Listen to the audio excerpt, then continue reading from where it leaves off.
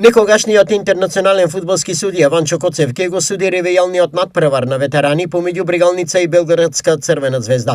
Надпреварот ке се одигра на 12 септември на градскиот стадион во Штип под рефлектори.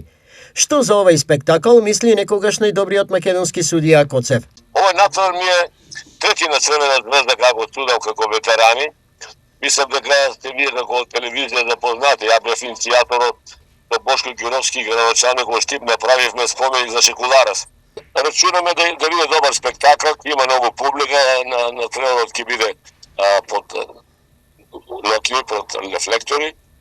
Така да ги поздравувам нашите штипјани, да кој знаат или кој не знаат, кога чуат ова, да може да дојдат да присуствуват, да биде многу интересен и да биде голем спектакл на градскиот стадион во Штип. Главен организатор на надпреварот е и Никола Штериев, кој освен за Брегалница настапуваше за Пелистер и Вардар во првата фудбалска лига на Југославија и неколку сезони беше помеѓу тројцата најдобри бекови во лигата.